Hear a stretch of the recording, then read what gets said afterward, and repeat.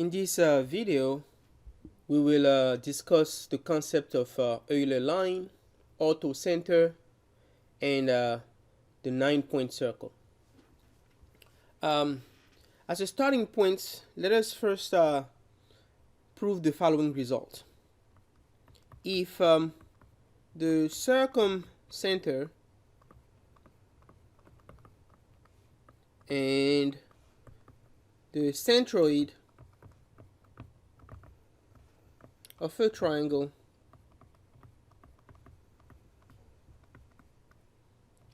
coincide, then the triangle must be equilateral.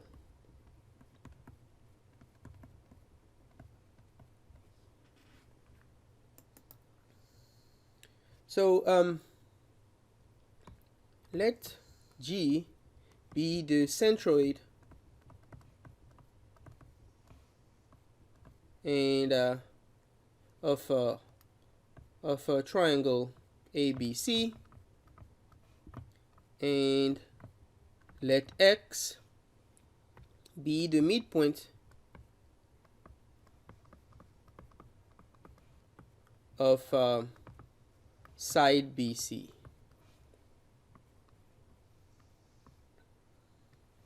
So this is A, B, C, and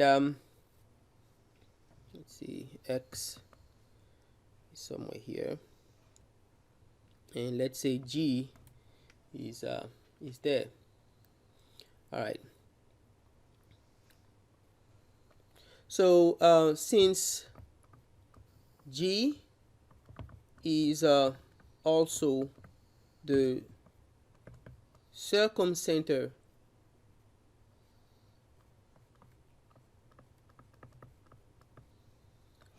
of the triangle ABC, by assumption, it must lie on the perpendicular bisector of BC. It must be on the perpendicular bisector of BC. So in other words,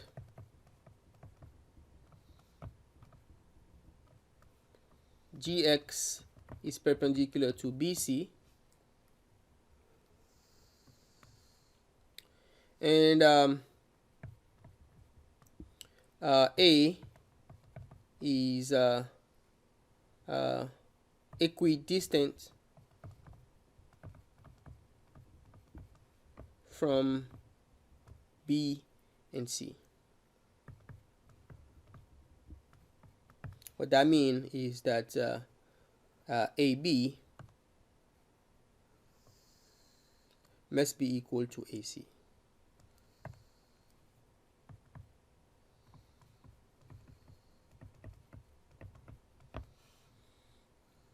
Okay, so if we play the same game, we can also see that BC will be equal to AC. So using similar argument, we can also see that AC will be equal to BC.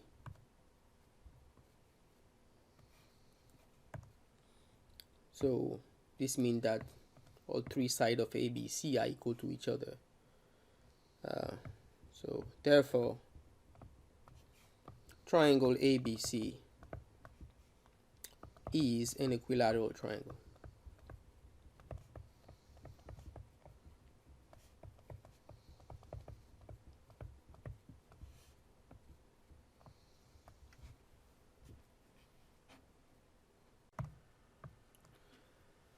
Given a non-equilateral triangle ABC, the line which is passing through the circumcenter and the centroid is called the Euler line.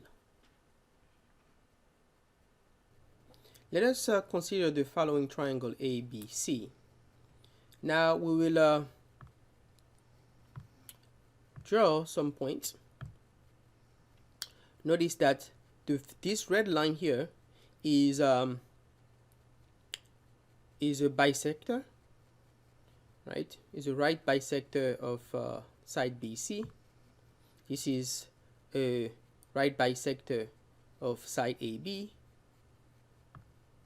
and this is a right bisector of side AC, and they're all three of those lines meet at a point, the red dot here, which is going to be the circumcenter of our triangle, Next, we'll draw a median in blue, another median in blue,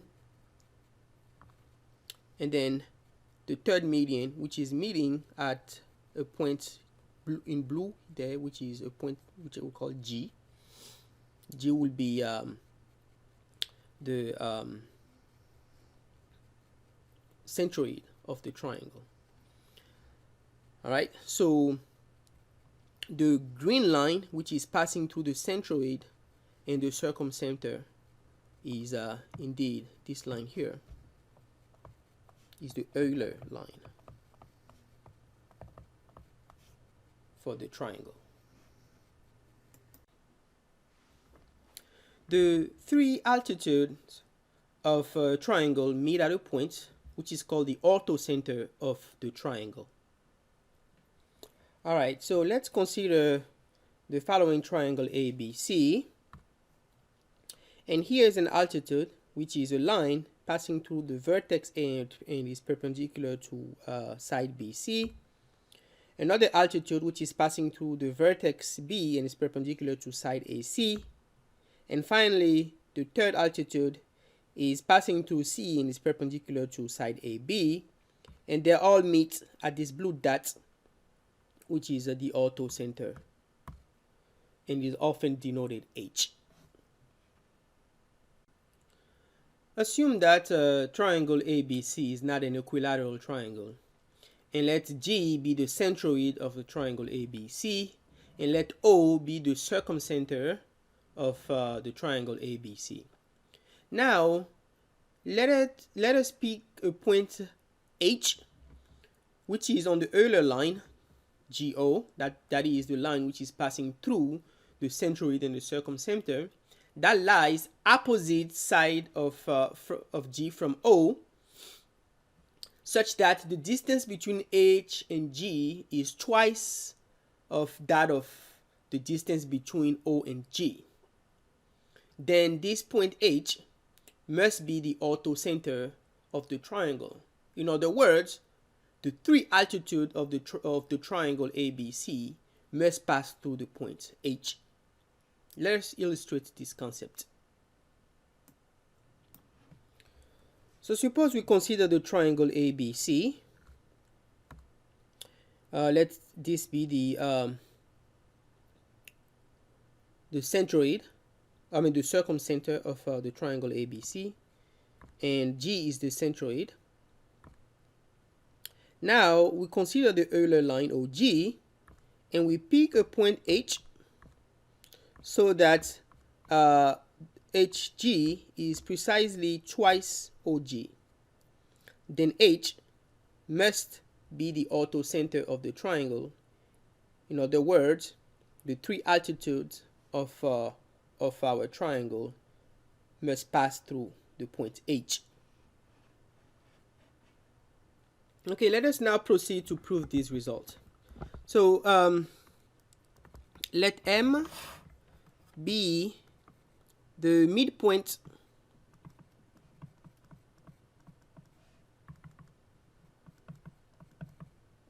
of side BC.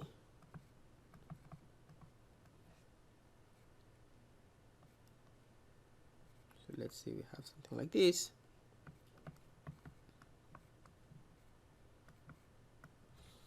Okay, so that, all right.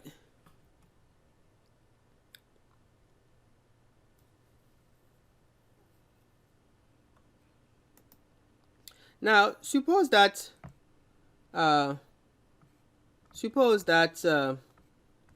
O is equal to M. If that's the case, then the line GM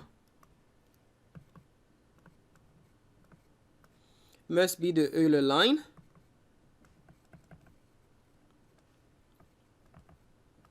And since AG is 2GM, then A must be equal to H.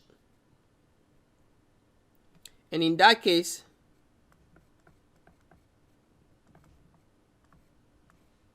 the angle at A must be 90 degrees.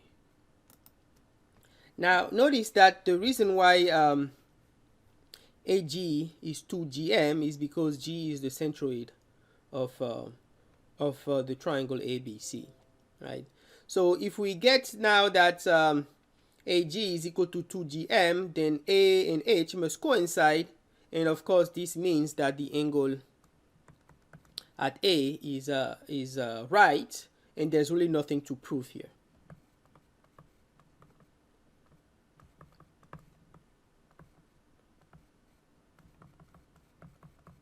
As we get exactly what we want. So let us assume that A is actually not equal to H. Now, since OM is a perpendicular bisector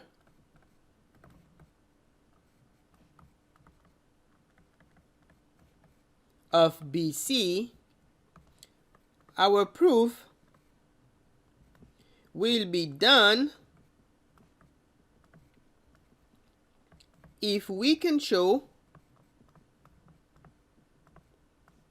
that OM is parallel to AH, right? Because if we can show that OM is parallel to AH, since OM is perpendicular to BC, then that will imply that AH is also perpendicular to BC, which means that AH must be an altitude. Okay. All right. So to this end, let us consider the triangle AGH. So this triangle and the triangle MGO. Okay. All right. So since AG is equal to 2GM, then we have that AG over MG is equal to 2, and HG over OG is equal to 2. Now, by these two angles here, so let's see here. Now, since these angles here are the same, then by SAS, side angle side, we can conclude that triangle AGH is similar to triangle MGO. Thus, angle H must be equal to the angle at O. So in other words, this angle must be equal to that angle. Now, the equality of the alternate interior angles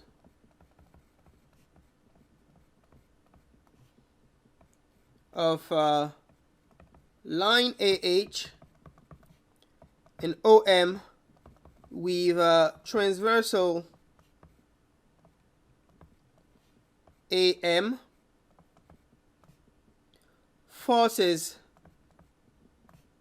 AH and OM to be parallel. Thus, AH must be perpendicular to BC. Alright, so given any 4 points such that each is the orthocenter of the triangle formed by the other three, we shall say that the given set of 4 points is an orthic quadruple. Orthic quadruple actually fairly easy to construct. So here is one way to construct an orthic quadruple. Suppose you're given 3 point ABC such that the triangle ABC is not a right triangle. So we have a very generic triangle. And now construct the orthocenter of the triangle and call it H. The orthocenter, remember, is the point at which all three altitudes meet. Then the quadruple ABCH is actually an orthic quadruple. So consider the triangle ABC. We draw an altitude, we draw a second altitude, and then we draw the third altitude. They all meet at a point which we call H. And we can now say that ABCH is an orthic quadruple. Given a triangle ABC, let DEF be points where the altitude from ABC meets line BC, AC, and AB respectively. Now, DEF are called the feet of the altitude, and the triangle DEF is called a pedal or an orthic triangle for the triangle ABC. Let me illustrate this very quickly. Alright, so let's consider the following triangle, and I will show you how to draw a pedal triangle for our triangle. Okay, so we draw some altitude. These are the three altitudes of our triangle. And now let's label some points. A, we have B, and then we have C. Okay, so the feet of our altitude passing through B is E. These feet, which is passing of the altitude passing through C, we'll call it F.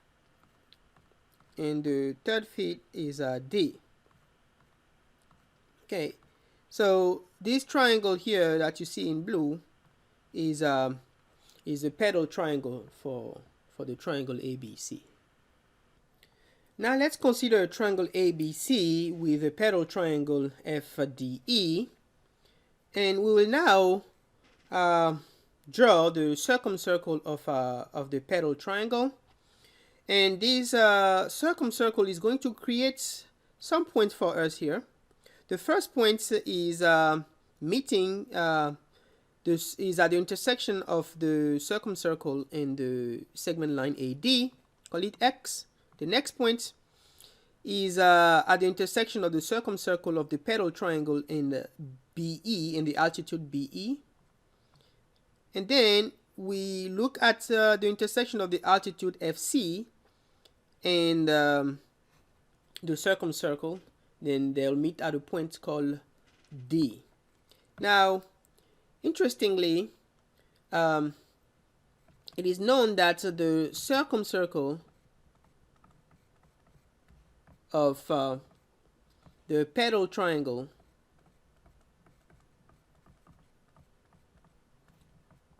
bisect AH, BH, CH at the point X, Y, Z. And in fact, the point X, Y, Z are called Euler point of a triangle ABC.